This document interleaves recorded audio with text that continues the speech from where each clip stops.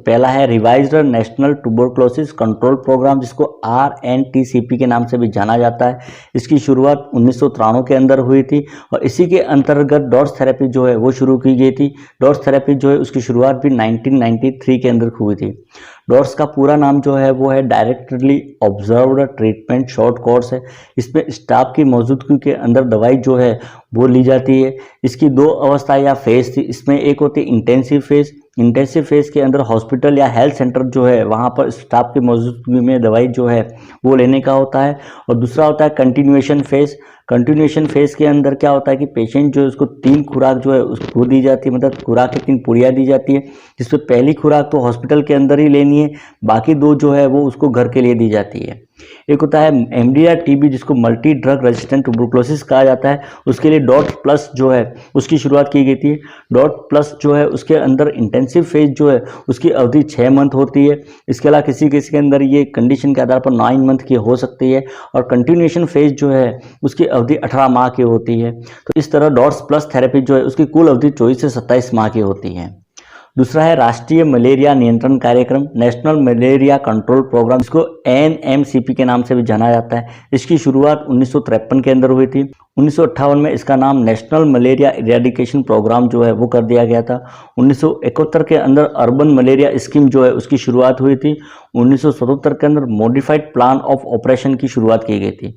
1997 के अंदर world bank जो है उसके द्वारा एक्सटेंडेड मलेरिया कंट्रोल प्रोग्राम जो है उसकी शुरुआत की गई थी। 2002 के अंदर इसका नाम जो है वो बदलकर national vector borne disease control programme NVBDCP कर दिया गया, राष्ट्रीय वाहक जनित रोग नियंत्रण कार्यक्रम। और इसके अंतर्गत एक तो नेशनल एंटी मलेरिया प्रोग्राम जो था वो था, फाइलेरिया इरेडिकेशन प्रोग्राम था, काला आजार कंट्रोल प्रोग्राम था, डेंगू फीवर कंट्रोल प्रोग्राम था, जापानीज एन्सेफेलाइटिस कंट्रोल प्रोग्राम था और चिकनगुनिया कंट्रोल प्रोग्राम था। और वन जो है वो है नेशनल फाइलेरिया कंट्रोल प्रोग्राम। इसकी शुरुआत 1955 में हुई थी। 1978 के अंदर इसको अर्बन मलेरिया स्कीम जो है उसके साथ मर्ज कर दिया गया था। इसमें एनुअल मास ड्रग एडमिनिस्ट्रेशन जो था वो था, जिसमें डाइल इथाइल कार्बामाजाइन और एल्बेंडाजोल जो है उसका सिंगल डोज जो है वो दिया जाता है। और दूसरा लिम्फेडिमा जो था उसका होम बेस्ड मैनेजमेंट जो है वो दिया जाता है। फोर्थ वन है नेशनल लेप्रोसी इरेडिकेशन प्रोग्राम। तो 1955 में नेशनल लेप्रोसी कंट्रोल प्रोग्राम जो है वो स्टार्ट किया गया था, जिसको 1983 के अंदर नेशनल लेप्रोसी इरेडिकेशन प्रोग्राम के अंदर चेंज कर दिया गया, जिसमें MDT multi drug treatment therapy जो है उसकी शुरुआत हुई। फिफ्थ है नेशनल एड्स कंट्रोल प्रोग्राम। तो इसकी शुरुआत जो थी वो 1987 के अंदर हुई थी। 1992 के अंदर नेशनल एड्स कंट्रोल ऑर्गेनाइजेशन जो है उसकी स्थापना की गई। यूनिवर्सल इम्यूनाइजेशन प्रोग्राम, तो WHO ने 1974 के अंदर एक्सपेंडेड प्रोग्राम ऑन इम्यूनाइजेशन जो है EPI उसकी शुरुआत की थी। 1985 के अंदर UPI यूनिवर्सल इम्यूनाइजेशन प्रोग्राम जो है उसकी शुरुआत हुई, जिसके अंदर गर्भवती माताएं, शिशु और बच्चों को 6 किलिंग डिसीज जो है उसके अगेंस्ट वैक्सीनेशन दिया जाता है। ये डिसीज थी वो थी diphtheria, pertussis, tetanus, tuberculosis, polio and measles.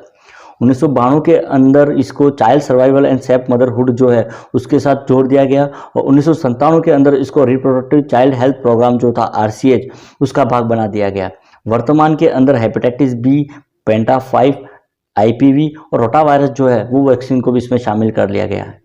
राष्ट्रीय जल आपूर्ति एंड स्वच्छता कार्यक्रम, जिसको national water supply and sanitation programme जो है वो कहा जाता है, इसकी शुरुआत 1954 के अंदर हुई थी।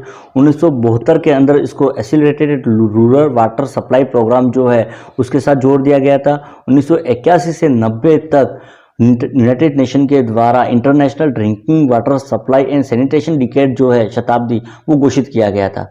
2002 के अंदर 25 दिसंबर को स्वजल धारा जो है उसको प्रारंभ किया गया, जिसका उद्देश्य जो है वो स्वच्छ जल जो है वो उपलब्ध कराना था। 7th मिनिमम नीड प्रोग्राम, तो 1974 में 5वें 5 पंचवर्षीय योजना के अंदर इसकी शुरुआत हुई, जिसका उद्देश्य जो था वो था बेसिक सर्विस एंड फैसिलिटी जो है वो प्रोवाइड करवाना। पल्स पोलियो इम्यूनाइजेशन प्रोग्राम, तो पल्स पोलियो इम्यूनाइजेशन प्रोग्राम जो है वो स्टार्ट हुआ था 1995 के अंदर।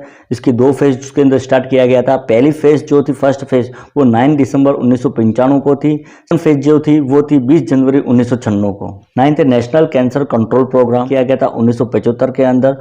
1991 के अंदर डिस्ट्रिक्ट कैंसर कंट्रोल प्रोग्राम जो है उसकी शुरुआत की गई थी।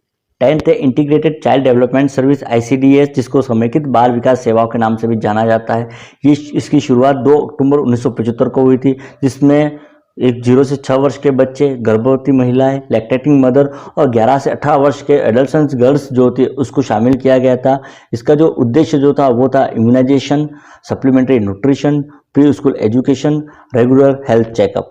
6 माह से लगाकर 6 वर्ष के बच्चे को 10 से 15 ग्राम प्रोटीन जो है वो प्रोवाइड कराना। इसके अलावा प्रेग्नेंट और लैक्टेटिंग मदर जो होती है उसको 600 कैलोरी और 20 ग्राम प्रोटीन जो है वो उपलब्ध कराना, और ये भी साल के अंदर 300 दिन जो है वो उपलब्ध कराने का टारगेट रखा गया। तो मिलेनियम डेवलपमेंट गोल, मिलेनियम विकास लक्ष्य, इसको 2000 के अंदर जिसमें 8 लक्ष्य प्राप्त करने के लिए 18 टारगेट और 48 इंडिकेटर जो है उसको सम्मिलित किया गया, जिसमें से 3 लक्ष्य, 8 टारगेट और 18 इंडिकेटर जो थे वो हेल्थ से रिलेटेड थे।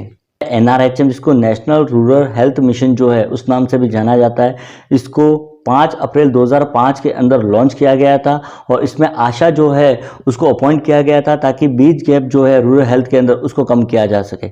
इसका जो मेन कंपोनेंट था वो था एक तो CSC जो है उसको फर्स्ट रेफरल यूनिट के अंदर डेवलप करना। इसके अंतर्गत ही जननी सुरक्षा योजना जो है JSY उसकी घोषणा की गई थी। यह 100% सेंट्रली स्पॉन्सर्ड योजना थी जो 12 अप्रैल 2005 को लागू की गई थी।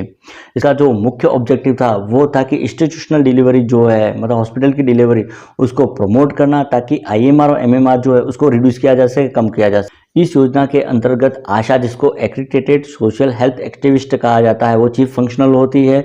इस योजना के अंतर्गत यदि हॉस्पिटल में डिलीवरी करवाने पर ग्रामीण महिला को तो 1400 रुपये और शहरी महिला जो है उसको 1000 रुपये जो है वो प्रोत्साहन राशि के रूप में दिए जाते हैं। आशा जो है उसको ग्रामीण क्षेत्रों के अंदर तो 600 रुपीज़, जबकि शहरी क्षेत्रों के अंदर 200 रुपये है प्रति डिलीवरी वो दिया जाता है। प्रधानमंत्री मातृ वंदना योजना जो है उसके अंतर्गत 5000 रुपये जो है वो हॉस्पिटल डिलीवरी पर दिए जाते हैं। नेशनल हेल्थ मिशन जिसको NHM कहा जाता है, इसको मई 2013 के अंदर अपॉइंट किया गया था, जिसका उद्देश्य गुड क्वालिटी की हेल्थ सर्विसेज जो है रूरल और अर्बन एरिया के अंदर प्रोवाइड कराना। एक जननी शिशु सुरक्षा योजना जो है वो लॉन्च की गई थी। ये लॉन्च 1 जून 2011 को की गई थी। किलकारी योजना जो है उसकी भी शुरुआत इसी वर्ष हुई थी, जिसके अंतर्गत गर्भवती महिला जो है उसके मोबाइल के ऊपर एक वॉइस मैसेज जो है वो भेजा जाता है, जिसमें गर्भवती होने के 4 माह से लगाकर जन्म के 1 वर्ष तक हेल्थ रिलेटेड जो भी जानकारी जो है वो दी जाती है। राष्ट्रीय बाल स्वास्थ्य कार्यक्रम जिसको RBSK कहा जाता है उस फरवरी 2013 के अंदर लॉन्च किया गया था। इसका जो उद्देश्य जो था वो था early identification and intervention for children from birth to 18 year of age, और इसके अंतर्गत 4D जो है उसको कवर किया गया, जिसमें डिफेक्ट एट बर्थ, जन्मजात कोई विकृति, डिसीज इन चिल्ड्रन, बच्चों के अंदर बीमारी, डेफिशिएंसीज मतलब कुपोषण, and developmental delay including disability. राष्ट्रीय किशोर स्वास्थ्य कार्यक्रम जिसको RKSK के नाम से भी जाना जाता है, ये 7 जनवरी 2014 को लॉन्च किया गया था। ये ministry of health and family welfare जो है उसके द्वारा किया गया था। इसका मुख्य उद्देश्य जो था वो एडोलसेंट जो होते हैं, खास करके 10 से 19 वर्ष के एज ग्रुप जो होते हैं उनके लिए हेल्थ प्रोग्राम जो है उसका आयोजन करना।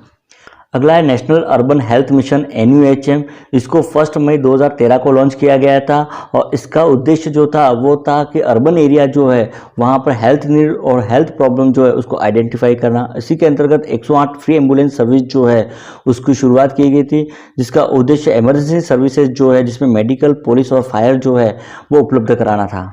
वंदे मातरम योजना जो थी वो फरवरी 2004 के अंदर लॉन्च की गई थी, जिसमें प्रेग्नेंट वुमेन जो है उसको हर मंथ की 9th डे होती है, मतलब 9 तारीख जो है उस दिन उसका फ्री मेडिकल चेकअप जो है वो करवाया जाता है।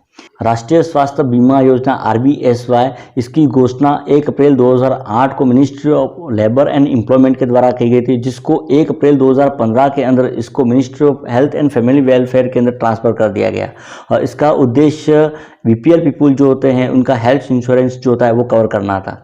एक आम आदमी बीमा योजना जो है AABY, वो 2 अक्टूबर 2007 को घोषणा की गई थी, जिसमें rural landless house hold people जो होते हैं उनका बीमा करवाया जाता है। एक मुख्यमंत्री चिरंजीवी स्वास्थ्य बीमा योजना जो थी वो 1 मई 2021 को लागू की गई थी, जिसमें सरकारी और उससे संबंधित अस्पतालों के अंदर 5 लाख तक के रुपये तक की इलाज की सुविधा जो है वो फ्री मुहैया कराई जाती है। तो ये थे कुछ महत्वपूर्ण ईयर और वर्ष। अगला वीडियो देखने के लिए चैनल को सब्सक्राइब कीजिए। मिलते हैं अगले वीडियो में। Thank you.